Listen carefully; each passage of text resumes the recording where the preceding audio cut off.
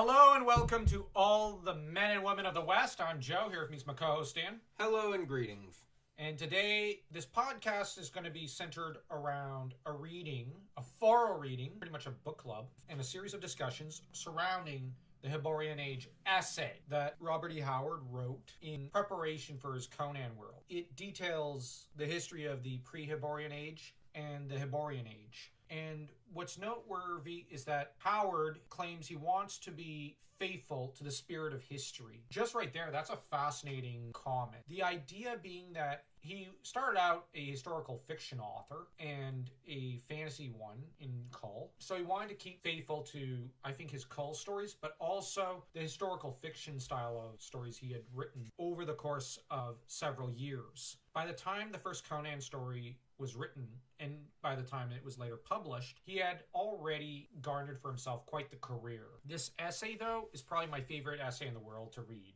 It's fascinating. We only really got one page in, and we're generally going to be doing it page by page, moment by moment, analyzing every segment, every paragraph of this text. So without further ado, the Nemedians are one of the primary cultures of the Hyborian Age. I tend to think of the Nemedian culture as probably being similar to Greece in a way, as this is one of the first cultures to really civilize itself in the post-cataclysmic age. And what's interesting is that most of our information that comes down to us in this story, so to speak, is through the point of view and the records of these Nemedian chroniclers. So the only reason we also know about the pre-cataclysmic period is for these Nemedian scholars. One could probably surmise that the Cull stories might be considered something of a post-fact record. It's actually the record of Cull's reign, or his life, as far best as the Nemedian chroniclers and priests and scribes were able to patch together. So my theory is that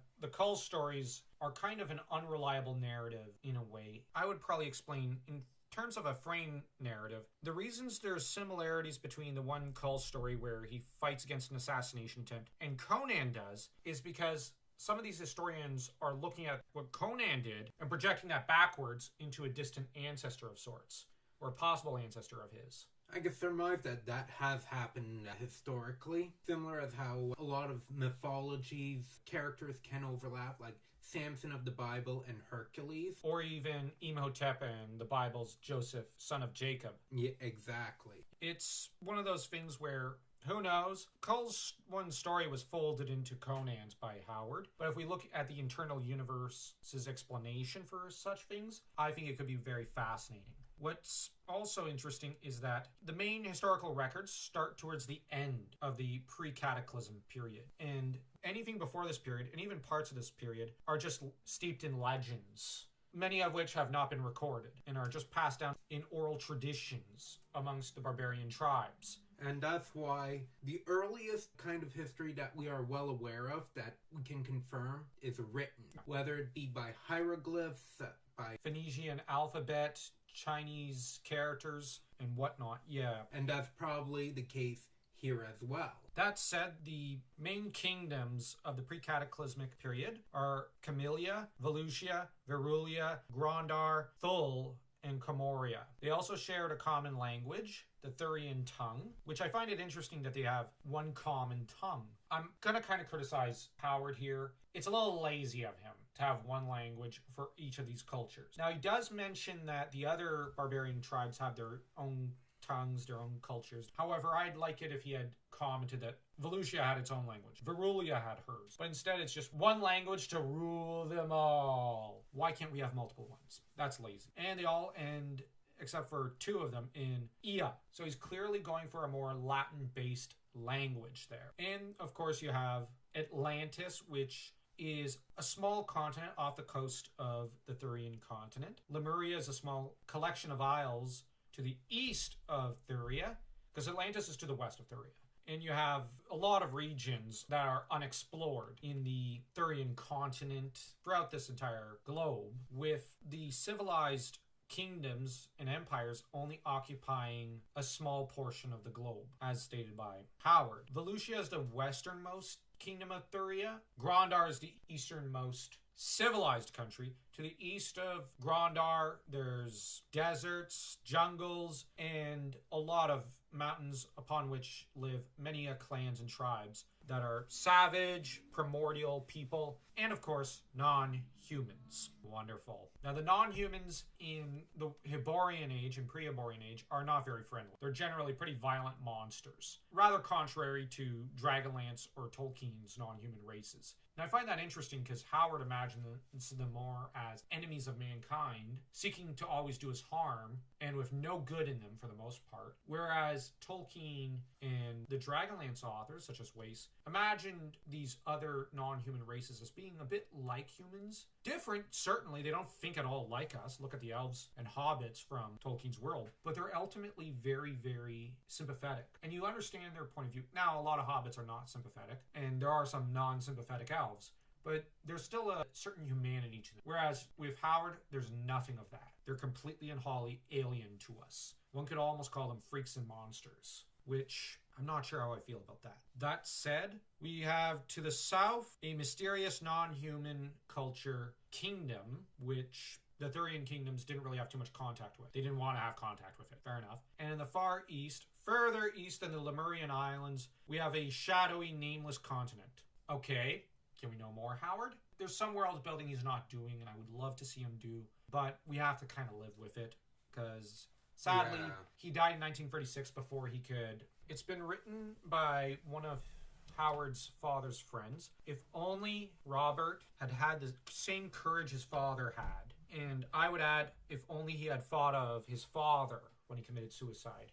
I shouldn't be too hard on Robert E. Howard, but I can't help but feel a certain amount of frustration. Maybe had he lived a bit longer, we would have had a Conan Hyborian Age epic, or series of epics like Tolkien gave us in the form of a Silmarillion and a Lord of the Rings style novel, or maybe even an epic poem of Conan. We might have even gotten a Kull epic novel. It's just, if only he had lived to flesh out his world. And maybe we wouldn't have lost as much as we did. When his house basically got ransacked after his dad's death. For shame. Yeah, for shame. That said, let's get back to discussing this first page. The Picts and Atlanteans and Lemurians, towards the end of the pre-cataclysmic age, were to become the main generals, statesmen, and at times kings, as in the case of Kull, of a lot of the civilized kingdoms as they fell into decadence, weakness, and folly. It's really interesting that this kind of degrading of these kingdoms eventually led to them starting to get kind of colonized at the top levels by foreigners, rather akin to what happened to the Byzantine Empire early in its history, with Zeno, I think it was, who was a barbarian who took the crown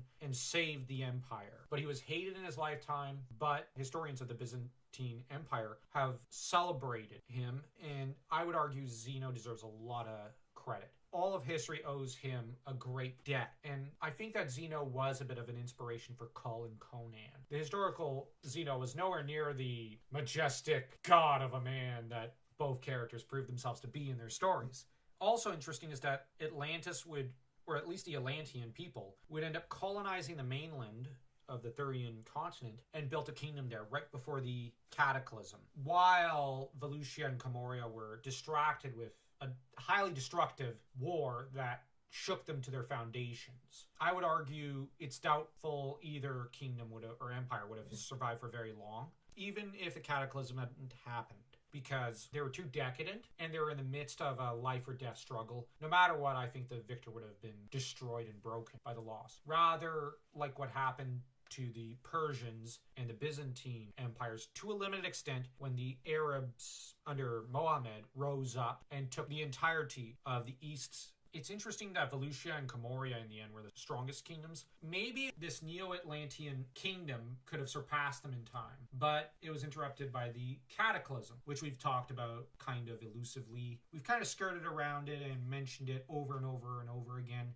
This is not the video for delving right into that. Off the bat, what do you think of this one page? I enjoyed it because if I'm reading later on the story and my mind forgets, okay, this land, what's the basic landscape? What kind of country is this? I could easily put a bookmark, go back to the first few pages, and we'll see what these lands are all about. Yeah. And growing up actually reminds me of when I was looking at my history books in class. Yeah. Because I always saw history books as adventure novels. Same, at least as a kid. And this is hearkening back to that. Howard was both an adventure novelist and short story writer par excellence, and a historian of remarkable skill. I don't agree with all his historical conclusions, but he had a knowledge of history that was almost unsurpassed at the time, and an awareness of how to write it as historical fiction. But here he's taking the strands of historical fiction, essay writing, and adventure novels, and world building, and combining it all into one. That said, I don't know if I prefer this form of world building or some of Tolkien's throwaway short stories. I kind of lean more towards Howard, because while Tolkien put in more thought into his world, because he had a lot more time to spend on it, he lived to be 81. That said, I think Howard, in some ways, I prefer his essay to Tolkien's prelude to some of his books, and even some of his essays from History of Middle-earth and Nature of Middle-earth, because he sometimes gets lost in these little details that don't really matter. Howard stayed on topic. He stayed focused, and I really appreciate that. I like reading preludes and essays that predate the story, because it gives us a bit of an insight in the author's mind. As you mentioned, Tolkien is a bit all over the place during his prelude. In his essays about his world, he's often very, very disorganized, whereas Howard has a more organized, professional outlook, which is weird because Tolkien was a professor. You'd think he would be the more organized one, not this self-taught autodidact, but Howard's the much more organized one. What do you think of the fact that Volusia and Camoria locked horns like that in such a death struggle? Now, we kind of got hints of it in the Cull story, that there was some rivalries between the two kingdoms, but the two empires. But here, in this essay, we find out that after Cull, it became this death battle between the two. That is something that is always interesting when it comes to history. How these two kingdoms or powers are at each other's throats. It looks like it's going to end, and then something just rams into it like a battering ram. Yeah, and I know that I recall seeing a documentary on the Visigoths, where here it is, nearing the end of their reign, they started getting at each other's throats, and then the Umayyads came in, and they took over. That's certainly the case. Here, though, I can't help but think of Roman Carthage in a way. That's probably a much more apt example.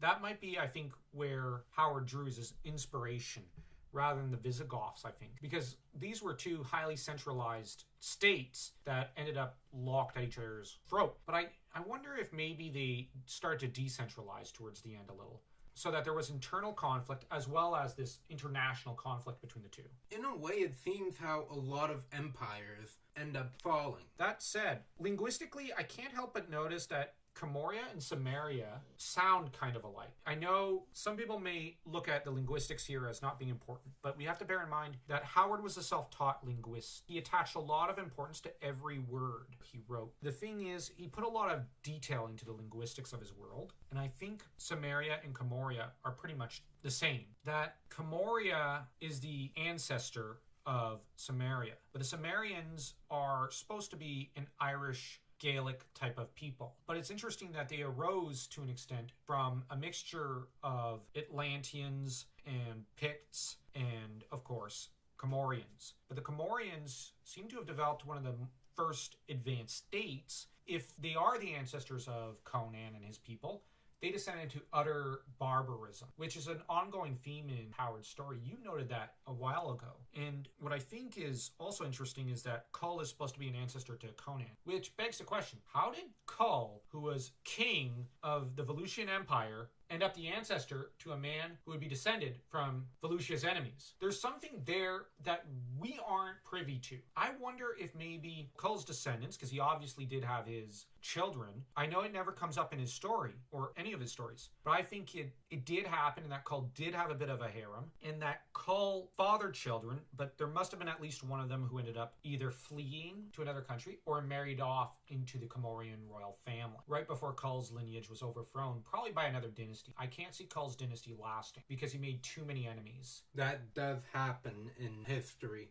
Yeah, and Volusia seemed a bit like Byzantium in that it moved from dynasty to dynasty. Whereas Conan seems to, at the end of his stories, have firmly planted his family as the ruling family for a while. It's going to be the main ruling royal family for at least a century or two, maybe 3 or 4. Whereas Kull, I can't see it lasting past his grandchild's generation. There are just too many Volusians who hate Kull. Even though Kull was like Xena, the best thing that happened to Volusia at that point in its history, especially since he put an end to the serpent folk. But I think it'd be in line with Howard's notions of the River of Time being a zigzag, and that it might be through a female descendant of Kull that Conan is descended from.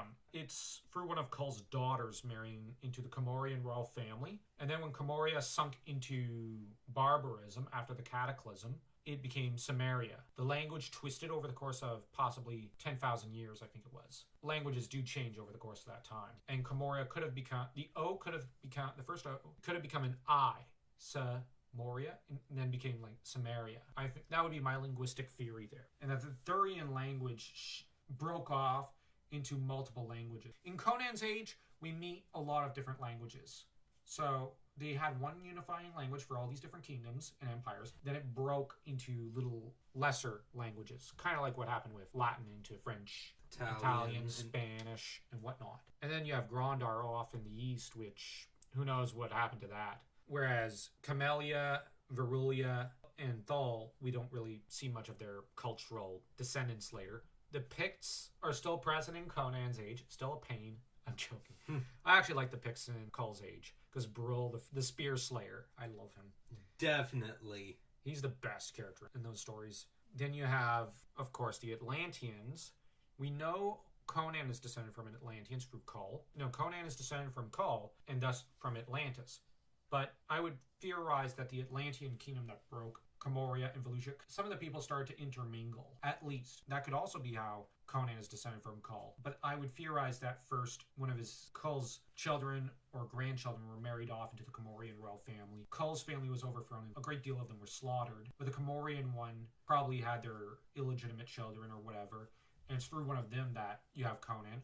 So that centuries later, even if the Comorian royal family fell, you've got Kull's lineage to Conan that's right there. The question comes up, why would there be a formal royal history of Kull's story, so to speak, in universe as part of the frame narrative? I would theorize that it might be that Conan the Nemedians are glorifying maybe Conan after a portion of their kingdom was conquered, and he is the chosen one of Mitra. So you have Conan who's being glorified with this ancient royal ancestor. Maybe he is, maybe he isn't. You know, like, we're going to go back 10,000 years and give you a royal ancestor.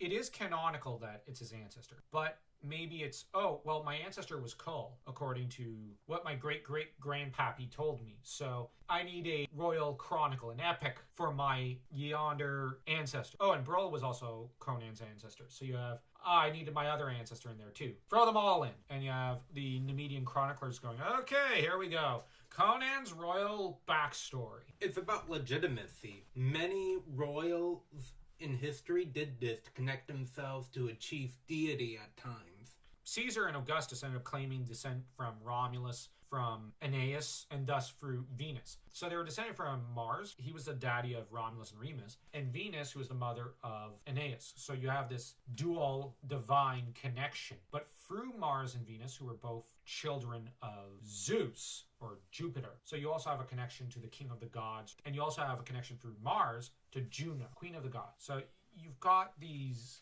different kind of divine connections, and it gets interesting but complex. So Conan was probably aiming for something similar. And Kull, having been a child with no parents, I would argue in universe, the later scholars probably filled in his backstory as he's the son of a god, which, for all we know, could have happened. It's fantasy. Anything can happen. Who knows? Maybe Crom fathered him. Howard never gives. He doesn't create a unifying creation myth for his world. He leaves it a little mysterious, whether or not the gods are real. But there are strong hints that the gods are real. You don't know which one created the earth or not. So he leaves it kind of open. Anyways, next time we're going to continue with our reading of this fascinating text. So tell us what you think of this first podcast video. Don't forget to like the video. Don't forget to smash that subscribe button like you're Conan, smashing one of his enemies to pieces.